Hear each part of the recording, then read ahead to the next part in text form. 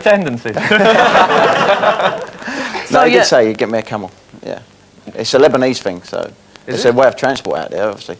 So you know, they said they would fix them over. Yeah. And next on Wildlife on One.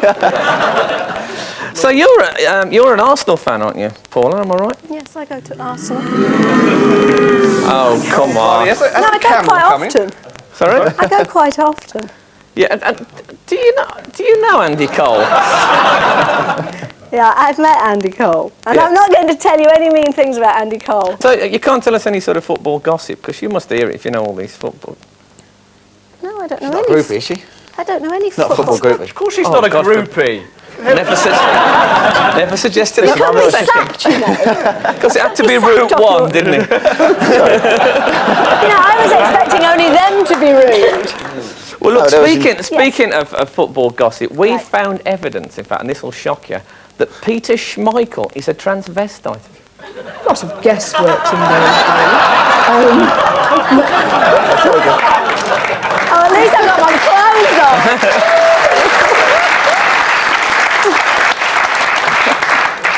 You look great there. How long ago was that? How old was that? I don't know, I looked about 12, didn't I? You did, I did. Very nice. I think you were being interviewed by Frank Boff, actually. Was I? Yeah. Don't say Frank Boff and transvestite and the same thing. We're into terrible trouble. Why? I don't want to talk about it. So how long have you been into football? Because it's quite a recent thing for you, isn't it? Yes, I've been into football since I had Ian Wright on the bed with me. And so This is on the Big Breakfast. Yeah, on the Big Breakfast. He came on the bed and he did this whole thing where he explained football for girls. And then he said, and now you should see me play. And a few weeks later I went to see Arsenal. And it was completely fantastic, except I didn't actually see him score for about 7 games. Sorry, can I just rewind that? You went and saw Arsenal play and what? It was completely fantastic. Okay. And I had this very nice tuna bagel in the intermission. Yeah. And it was jolly good. Right, that's It good. was fantastic, and you had a bagel. You sure it wasn't at Tottenham? Well, you actually did once win a special award for the most tactless question ever asked to Paul Elliott. Tactless. It wasn't tactless. Tackling is to keep your eye actually on the ball and make a firm contact and go for the ball only, which is very, very important. What do you mean go for the ball only, as opposed to what else, like their leg? Yes.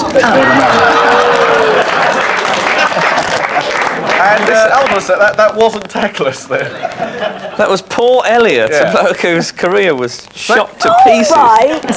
Saying the word leg to Paul Elliott is a bit like saying the word leg to Douglas Bader. Stop. That was before I became a football fan. Yes, a manager. Well, he took it very well anyway. So do you go to Highbury regular now, or is that going to be? Yes, I do. I go, I don't know, as often as I can. But I find I don't like it if it's very cold. No, I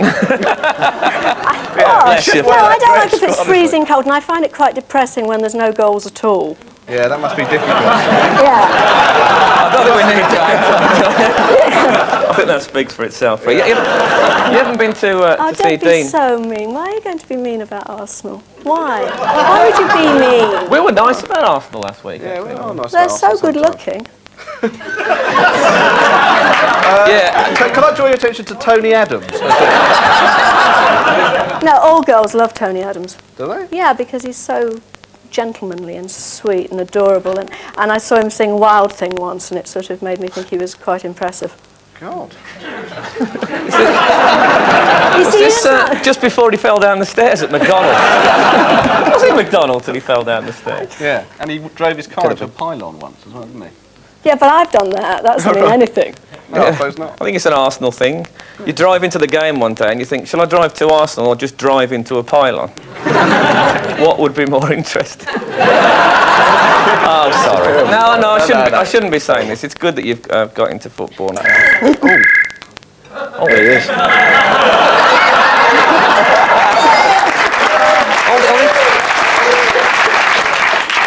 Oh my God, he's arrived.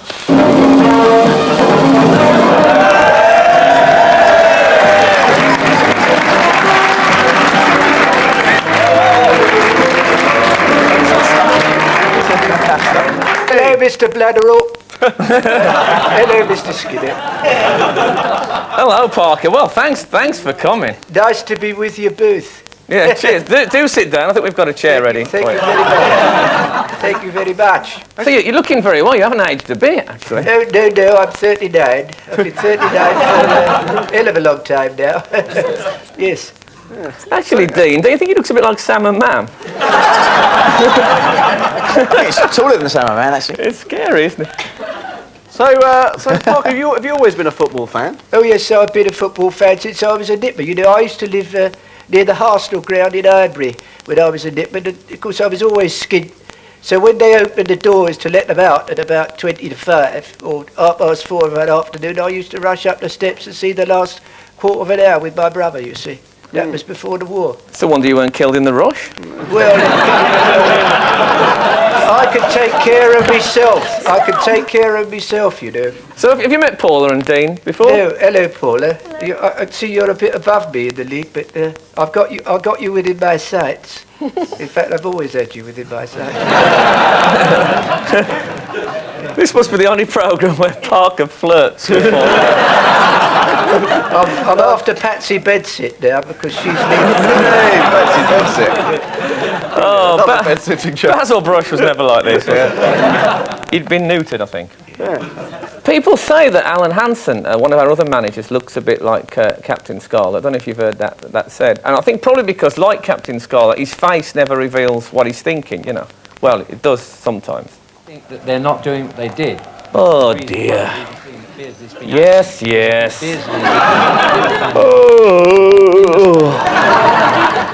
Jimmy, for God's sake, shut up. Look at that chin, unbelievable. Des, interrupt him, for God's sake. I'm gonna smash him right in the... Des, will you help me?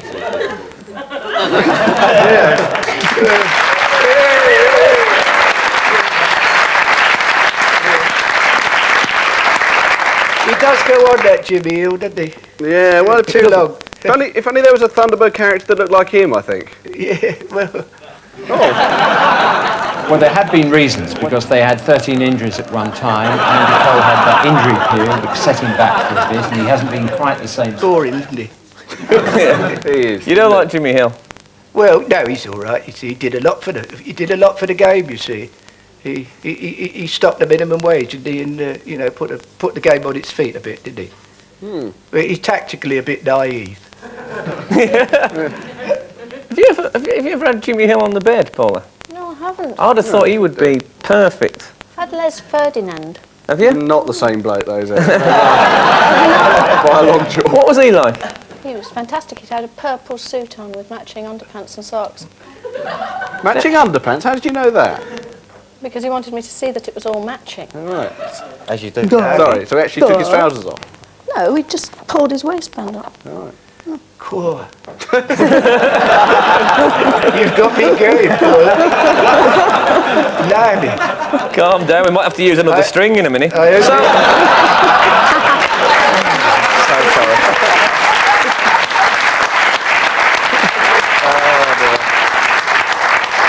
Paul, let's have a look at your team. There it is. It's doing very well. I thought we could sort of have my team as being like the take that of football, and so I said they all had to be really handsome. Unfortunately, Dean and I maybe differ a little bit about who's handsome. Well, Dean picked himself for a start of his He did. He picked himself, and he also picked Pressman to be my goalkeeper. And What's wrong with Kevin Pressman?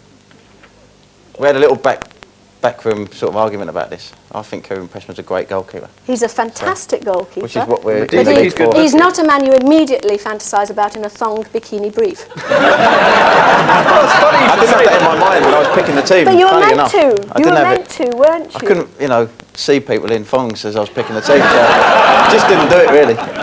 Can you ask, does he take corners for Manchester United?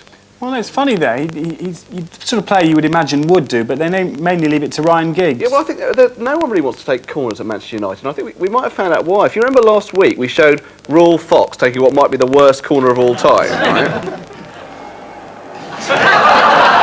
Now, you wouldn't have thought that a skillful player like Raul Fox could take a corner like that, and then on Monday night... That is odd, isn't it, about footballers? I've noticed that they can't do anything without getting injured. Like, if you go out to lunch... No, you go out to lunch with one of them, they stand up too quick, they pull their hamstring. Especially if you've got your arm down the trousers, that is going to happen. Let's have a look at your team, Parker. Yes, here we go.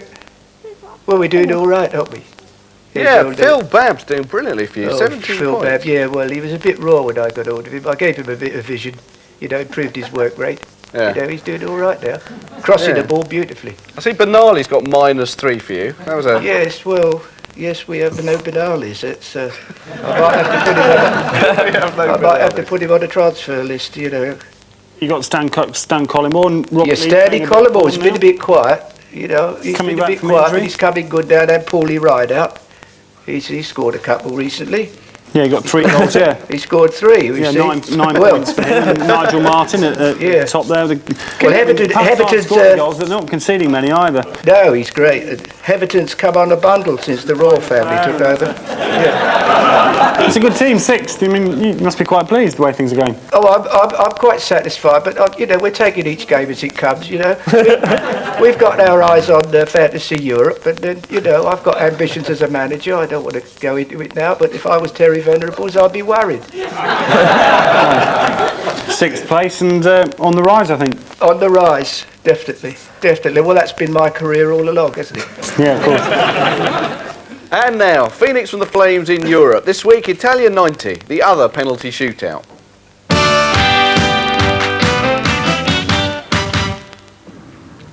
So, David, thanks for turning up today. Not got a game this weekend, then? Not this weekend. So we're here to recreate your penalty against Romania in the 1990 World Cup. It's quite simple, just involves kicking a ball past... Hold on, I don't understand. Well, you know, what we do on the show is we recreate an incident. No, I understand that bit. It's this kicking a ball. Oh, hold on. Yeah, I remember. OK, so it's extra time, still no goals, and you've spent the entire 90 minutes on the bench. Ah, now you're talking. Of course, what everyone remembers from that game is the penalty shootout. Were you confident about taking a penalty? Oh, very confident. I've been out there practicing at half-time. And that was one of your best efforts, was it? Yeah, nobody waves a Romanian flag at me and gets away with it. Now, that Irish team wasn't really taken seriously at the time, was it? I don't know why. We had quite a few players who have been involved in some very big transfer deals. Tascarino, now an Aston Villa player, having moved from Millwall. Millwall having bought him from Gillingham, who acquired him for a set of tracksuits. Anyway, I came on for Steve Staunton, and it was still 0-0 at the end of extra time, and it went to penalties. Right, OK then. Well, look, I'll be Jack Charlton. Has anyone got a flat cap? Oh, thanks, Jack.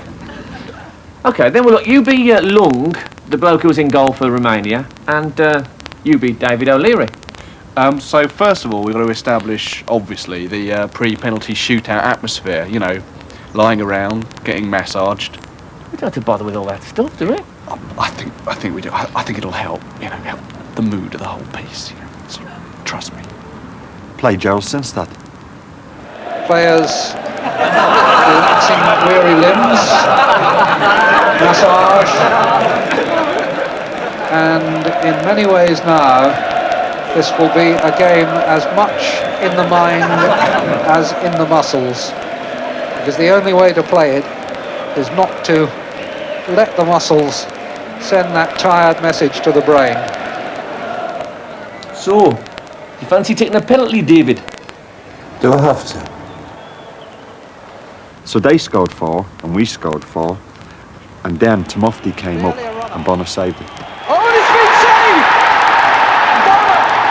saved! So it was up to me. If I scored, we were through to the quarterfinals. Nothing needs saying here. We'll let O'Leary and Lung tough it out.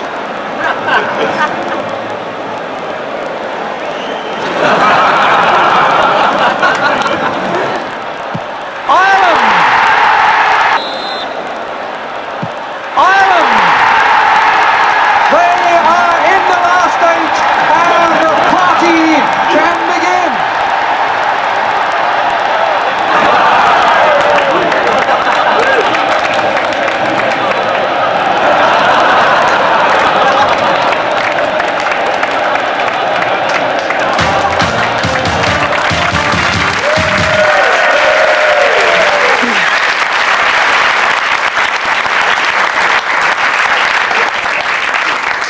Yeah, so it's great to see a bit of comedy that hasn't been seen on British television for 20 years, eh? Benny Hill. Brilliant. Not slightly taking advantage of our position, no. The people who wrote that particular sketch in any way. No sense. No. It's that cold English park and girls in bikinis thing. Yeah, there is something very special about that. I have to say. Do you remember of course you remember it, but where were you when Ireland got... Actually, I was down in the south of France, and we were watching it on the TV. Is that where you got that tan? Or yeah, I've kept it since then. Kept it since then. It's very warm in London. In my part, anyway. You went to a World Cup final, didn't you, Paula, in Spain? Yeah, I went to the one in Madrid, and it was Germany versus Italy. And the only thing I really remember about it is halfway through, the man behind us keeled over, and Bob thought he'd had a heart attack, and ripped this man's shirt open and pounded on his chest, and then poured his can of Coke over his face, and gave him the kiss of life. And then Are you sure it was Bob and not yourself? Just watch it. Sorry. And then it turned out this poor man had just fainted from the heat and having to stand up for so long. But it was, you did watch the game as well. Well, I did, but I was a bit shaken after all that. Yeah, I should think so. I could hardly concentrate, but I've still got my little World Cup plaster statue. Great win for Italy, though, wasn't it, that night? Oh, I have absolutely no idea what's brilliant.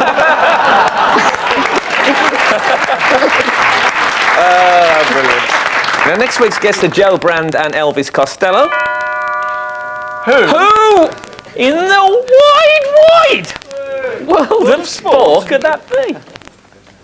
Oh, all right, Jeff.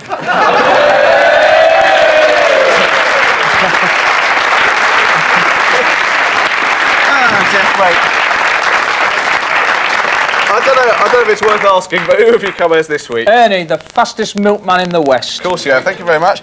I must just say, Jeff, before you get going, that last week you brilliantly straddled both David Bowie and Elvis Presley in one go, but you forgot that it was actually Shirley Bassey's birthday on Sunday as well. Ah. Jeff Astle, ladies and gentlemen.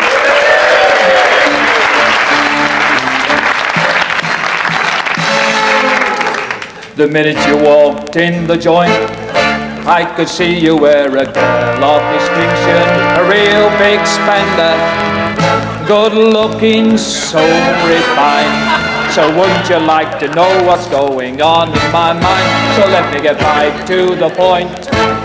I don't pop my call for every girl I see. Hey, big spender, spend a little time with me.